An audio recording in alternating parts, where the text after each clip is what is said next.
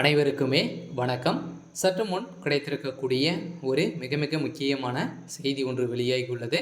சற்று முன் நாடாளுமன்றத்தில் அடிதடி மோதல், ராசாவுக்கு மண்டை உடைப்பு, போலீஸ் குவிப்பு, இது மாதிரி செய்திகள் வெளியாகிருக்கு.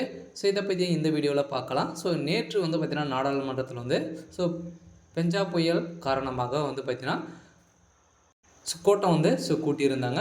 இதில் பார்த்திங்கன்னா திமுகவை சேர்ந்த அமைச்சர்கள் பார்த்திங்கன்னா அமைச்சர் டிஆர் பாலு, கனிமொழி, வைகோ மற்றும் அமைச்சர் ராசா அனைவரையுமே பார்த்திங்கன்னா கலந்து கொண்டு அங்கு பார்த்திங்கன்னா பேசி வந்திருந்த நிலையில் நாடாளுமன்றத்தில் பேசிய அனைத்து கட்சி தலைவர்களும் பார்த்திங்கன்னா எதிர்ப்புகள் தெரிவித்து வந்திருந்த நிலையில் இப்போ பார்த்திங்கன்னா பெஞ்சா புயல் காரணமாக நிவாரணத் தொகையாக பார்த்திங்கன்னா 2000 கோடி கொடுக்கணும் அப்படின்ற மாதிரி திமுக தரப்பில் பார்த்திங்கன்னா கோரிக்கை வைக்கப்பட்டிருந்த நிலையில் இதை தொடர்ந்து பார்த்திங்கன்னா அங்கு அதானி விஷயத்தில் பேசப்பட்டு வந்திருந்த நிலையில் தான் இப்போ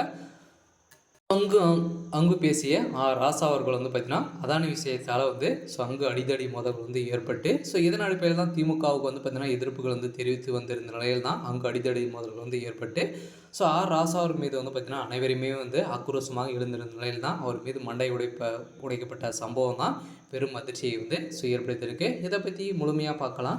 அதுக்கு முன்னாடி நம்ம சேனலுக்கு இப்போ தான் நீங்கள் முதல் முறையாக வந்திருக்கீங்க அப்படின்னா மறக்காமல் நம்மளுடைய சேனல் சப்ஸ்கிரைப் பண்ணி சப்போர்ட் பண்ணுங்கள்.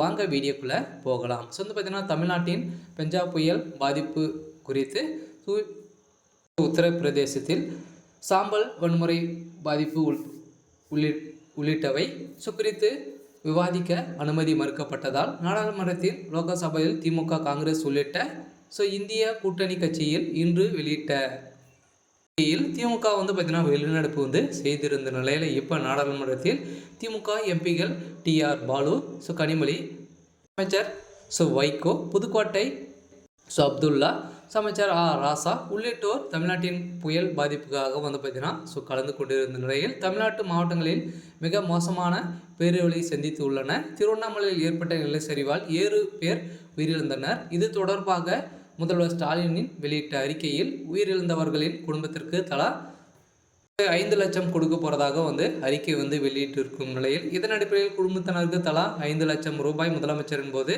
பொது நிவாரண நிதியிலிருந்து வழங்கப்படுவதாக உத்தரவிட்டிருந்த நிலையில் இதன் அடிப்படையில் நாடாளுமன்றத்தின் இரு சபையிலும் தமிழ்நாட்டின் புயல் பாதிப்பு விவகாரம் எதிரொலித்தது.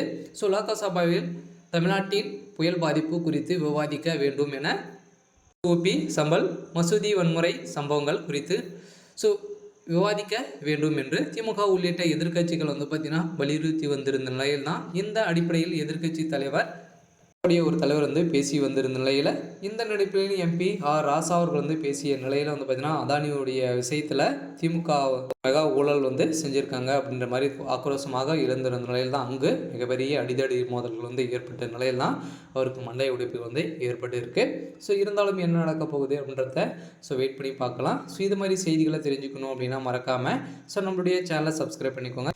தேங்க்யூ.